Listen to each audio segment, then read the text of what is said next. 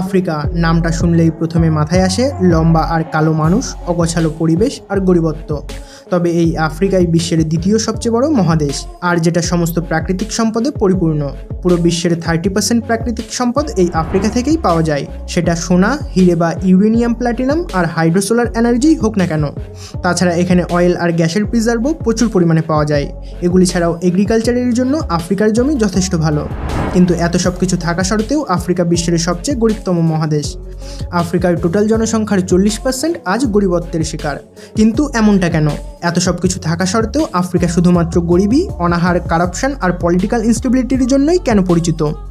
সাধারণ ক্ষেত্রে বেশিরভাগ মানুষ এটাই মনে করে যে এটার আসল কারণ হলো ওয়েস্টার্ন কান্ট্রি নিজেদের উন্নতির জন্য আফ্রিকাকে এক্সপ্লয়েট করা আর আফ্রিকানদের মধ্যে ম্যাস লেভেল কারাপশন থাকা। কিন্তু আসল ঘটনা শুধু এইটুকুই না। আফ্রিকার ভৌগোলিকত্বও তার গরিব হওয়ার পিছনে অনেকখানি অবদান রেখেছে। তাছাড়া এমন আরও অনেকগুলি ফ্যাক্ট রয়েছে যেটা আফ্রিকাকে আজ এই পর্যায়ে পৌঁছে দিয়েছে।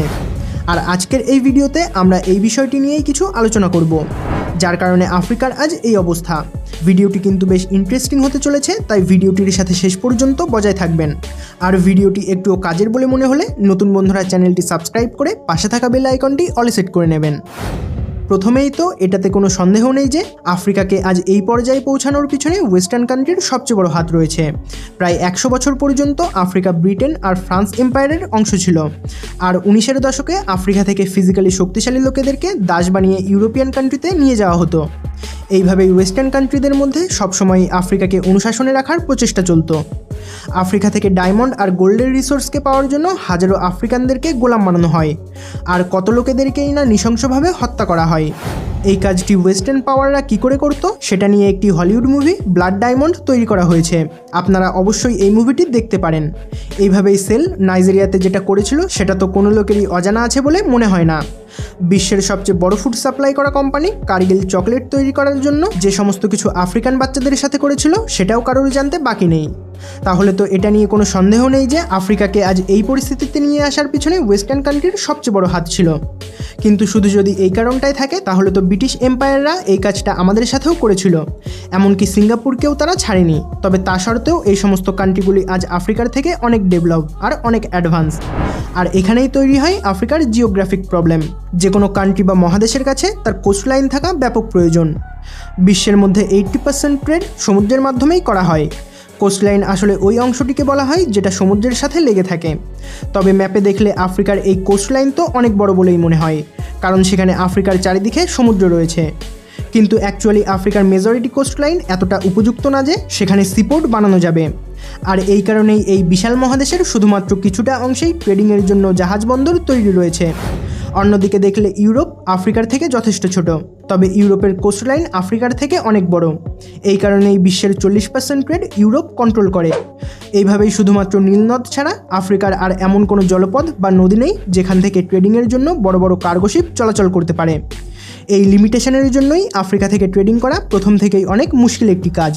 আর একটি জিনিস যেটা আফ্রিকাকে ফাইন্যান্সিয়ালি অনেক ঝুঁকিপূর্ণ করে তুলেছে সেটা হলো সেখানকার সমুদ্রদস্যু, যেটাকে আমরা ইংরেজিতে পাইরেটস বলে থাকি।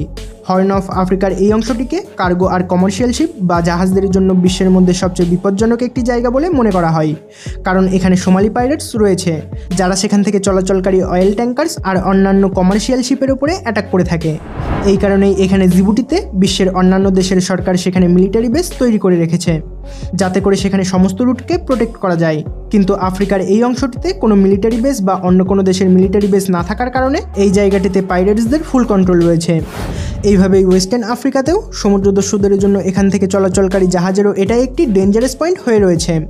অক্টোবর 2013-তে এখানে নাইজেরিয়ার কাছে সমুদ্রদস্যুরা একটি অয়েল ট্যাঙ্কারের ওপরে অ্যাটাক করেছিল, আর তারা সমস্ত ইউরোপিয়ান কর্মচারীদেরকে কিডন্যাপ করে নিয়েছিল, সমস্ত অয়েল ব্যারেল লুট করেছিল আর নিজেদের ডিম্যান্ড পুরো করে ইউরোপিয়ান স্টাফদের ছেড়েছিল। এই ধরনের এমন অনেক ঘটনাই আফ্রিকার এই সাইটগুলিতে প্রতিনিয়তই ঘটতে থাকে, যার কারণে বিশ্বের সমস্ত কান্ট্রি আফ্রিকার এই রুটগুলিকে সবসময় অ্যাভয়েড করে চলে। আর এই কারণে আফ্রিকার হাত থেকে প্রচণ্ড ভালো ভালো ট্রেডিং অপরচুনিটি হাতছাড়া হয়ে যায়। তাছাড়া আফ্রিকার নর্থের এই সাইডটি প্রচণ্ড গরম আর রুক্ষ সূক্ষ্ম, আর এখানে ব্যাপক বড় বড় রেগিস্তান রয়েছে। এখানেই সেই সাহারা ডেজার্ট রয়েছে, যেটা বিশ্বের সবচেয়ে বড় আর গরম রেগিস্তান। আর এই সমস্ত এরিয়া জুড়ে বেশিরভাগই মুসলিম জনজাতির বসবাস। আর এইভাবেই যদি আমরা আফ্রিকার সাউথের দিকে আসি, তাহলে সেখানে লাস গ্রিন জঙ্গল রয়েছে, বৃষ্টি রয়েছে আর প্রচুর পরিমাণে ন্যাচারাল রিসোর্স রয়েছে। কিন্তু এখানকার মেজরিটি পপুলেশন ক্রিশ্চিয়ান। তো এই কারণেই আফ্রিকার নর্দার্ন আর সাউথার্ন সাইডের মধ্যে সবসময় হাড্ডাহাড্ডি বজায় থাকে। আর এর একটি বড় কারণ হিসেবে এই বর্ডারটি এখনও বজায় রয়েছে, যেটা ব্রিটিশ এম্পায়ার আর ফ্রান্স এম্পায়ার 19এর দশকে তৈরি করেছিল। ব্রিটিশ এম্পায়ার এইরকমই একটি বর্ডার মিডল ইস্টেও তৈরি করেছিল, যার কারণে আজ পর্যন্ত সেখানে পিস তৈরি হতে পারেনি। তো এটা তো কেউ অস্বীকার করতে পারবে না যে কী করে রাশিয়ান এম্পায়ার নিজেদের লাভের জন্য অটোমান এম্পায়ারকে ভাগাভাগি করে নিয়েছিল, আর যার ফলস্বরূপ মিডল ইস্ট আজ পর্যন্ত তার ফলভোগ করছে। এইরকমই কিছু আফ্রিকার সাথেও ঘটেছিল। এই বর্ডারটি তৈরি করার সময় ল্যাঙ্গুয়েজ, কালচার আর রিলিজিয়নের কোনো ঠিক রাখা হয়নি, যার কারণে আফ্রিকা বিগত 60 বছর ধরে প্রত্যেক বছরই কোনো না কোনো সিভিল ওয়ারের শিকার হতে থাকে। কিন্তু এই আফ্রিকাতেই এমন একটি দেশ রয়েছে যেটা ধীরে ধীরে নিজের মুকাদ্দার পাল্টাতে শুরু করেছে, আর সেটা হলো বটসোনা। বটসোনা বর্তমানে আফ্রিকার সবচেয়ে ধনীতম দেশ। বটসোনা যদিও আফ্রিকার অন্যান্য দেশের মতোই 1966-তে ব্রিটিশ এম্পায়ারের হাত থেকে মুক্তি পেয়েছিল, তবে আজ আফ্রিকার বাকি দেশগুলি যেমন গরিবত্ব আর অনাহারের শিকার, সেখানে বটসোনার পার ক্যাপিটাল ইনকাম মেক্সিকো আর কস্টারিকার সমান। বটসোনা আফ্রিকার এই অপ্রাকৃতিক কালচারের মধ্যে এত সব অ্যাচিভমেন্ট কী করে অ্যাচিভ করেছে, সেটা যদি জানতে চান তাহলে আমাদেরকে কমেন্ট করে বলবেন।